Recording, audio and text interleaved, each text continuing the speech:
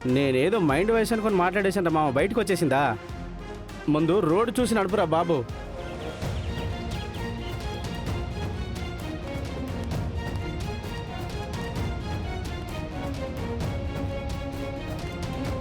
ఏంటిది?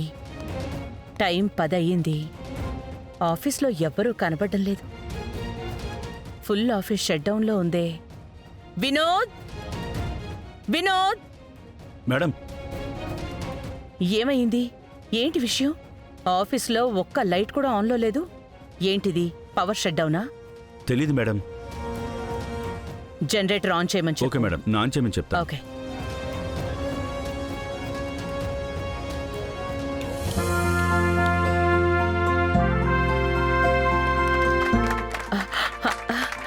ఏ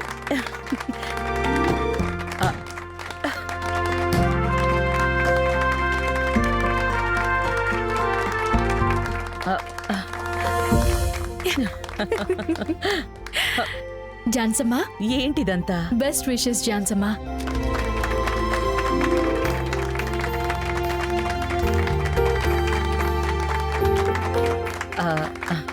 thank you, thank you.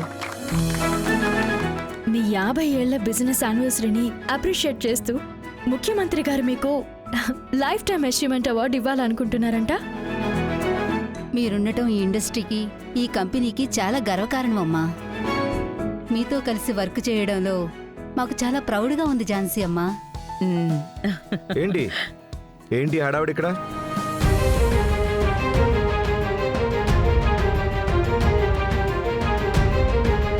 Sir, 50 years అయింది మన కంపెనీ స్టార్ట్ చేసి.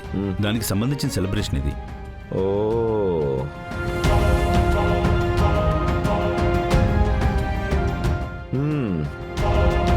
సర్లే, అందరూ విష్ చేశారు కదా, వెళ్ళి మీ పని చూసుకోండి.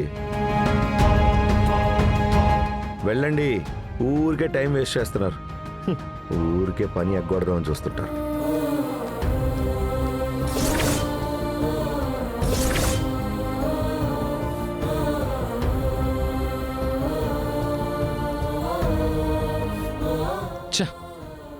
ఏంటి బ్రో, ఎంత హ్యాపీ మూమెంట్ ఇది. బాబు ఎందుకు ఇలా అప్సెట్ చేసి వెళ్తున్నాడు చూడు. అయ్యో, అది స్పిరిట్ యానిమల్ లాంటి వాటరా, ముచ్చు అంటారే అలాంటిది.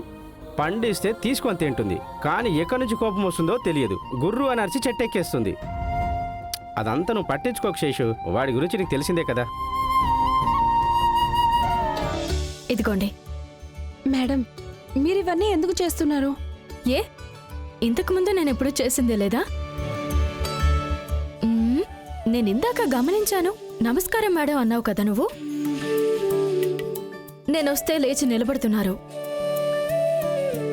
నాకు ఓనర్కి తేడా లేదా చెప్పండి? నేను మీలాగే ఒక ఎంప్లాయీని కదా. అలా ఎలా చూడగలం మేడం? మేడమా? ఏంటక్క మీరు కూడా నన్నెప్పుడు పేరు పెట్టా కదా పిలుస్తారు? లేదు మేడం, ఇప్పుడు మీరు ఝాన్సీ మేడం ఇంటి కోడలు.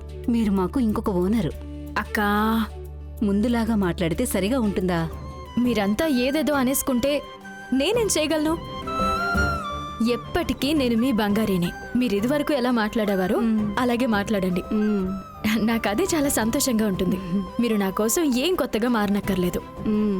బంగారి, ఝాన్సీ అమ్మకి ఇది స్పెషల్ డే కదా, మేడంకి ఏదైనా పెద్దగా సర్ప్రైజ్ చేద్దాం అనుకుంటున్నాం. కానీ ఏం చేయాలో అని ఒక్కటే కన్ఫ్యూజన్గా ఉంది. ఇప్పటి వరకు మేడం చూడని సర్ప్రైజ్ అయితే బాగుంటుందని. కరెక్టే కదా. రా బ్రో. బంగారే, రవి రాగానే జాన్సమ్మని హట్ చేశాడు. ఆవిడ ఎలాగో డల్గా ఉంటారు. మళ్ళీ హ్యాపీ అవ్వటానికి ఏదో ఒకటి చేయాలి.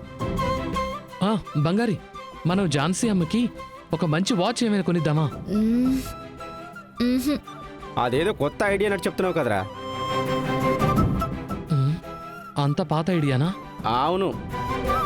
ఝాన్సమ్మ సుబ్రహ్మణ్య స్వామి భక్తురాలు. పదండి, అందరం పోయి అర్చన చేయించి తీసుకొద్దాం. ఇంకా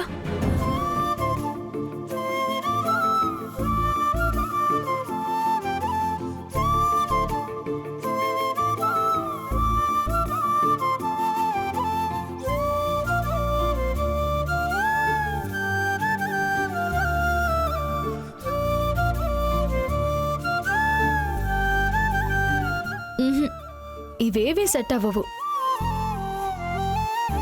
ఏదైనా ఐకానిక్ గా ఉండాలి.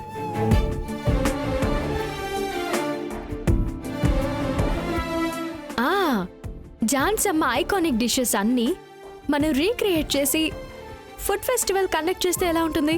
బంగారి సూపర్ ఐడియా. సూపర్ చాలా బాగుంది. నిజంగానా? అవును కదా బానే ఉంది, కానీ దానికి రవి ఒప్పుకోవాలి కదా. అది నేను చేసుకుంటాను రాజా. ఓ అయితే సరే.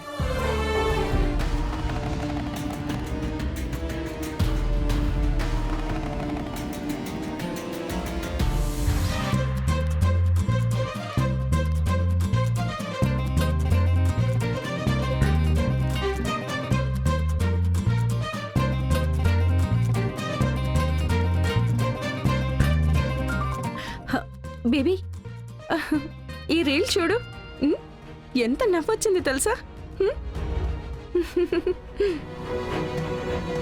ఇందులో ఏముంది కామెడీ? అంటే బేబీ ఇది నాకు చాలా నవ్వొచ్చింది. నీకు వర్క్ అవ్వలేదనుకుంటాను.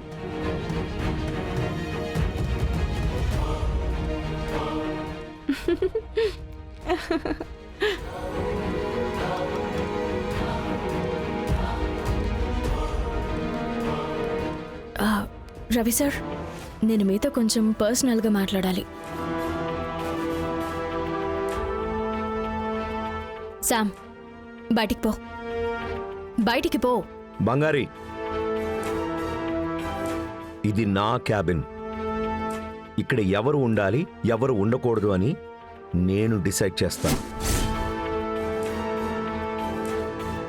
శామ్ ఇక్కడే ఉంటుంది. విషయం ఏంటి చెప్పు.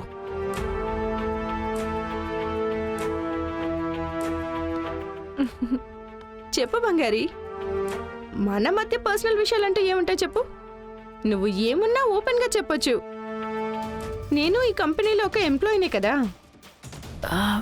రవి సార్, ఝాన్సమ్మ పేరు మీద ఒక ఫుడ్ ఫెస్టివల్ చేద్దాం అనుకుంటున్నా. బేబీ, ఎందుకు దండగ ఖర్చు? ఝాన్సీ అమ్మని ఐస్ చేసుకోవాలంటే ఆవిడకి నచ్చినట్టు నగలు చీరలు తీసిస్తే సరిపోతుంది. ఫుడ్ ఫెస్టివల్ అంటే చిన్న విషయమా? దానికి జనాలు ఎంతమంది రావాలి, వాళ్ళకి ఖర్చు పెట్టాలి, ఒట్టి టైం వేస్ట్. అందులో మనకి ఏం బెనిఫిట్స్ ఉంటాయి చెప్పు. శామ్, నీ పేరు చెప్పి నిన్ను అడిగితే సమాధానం చెప్పు. అనవసరంగా ఇలా మధ్యలోకి రాకు. చదువుకున్న దానివే కదా, కొంచెం కూడా సెన్స్ అంటూ ఏం అలవాటు చేసుకోలేదా?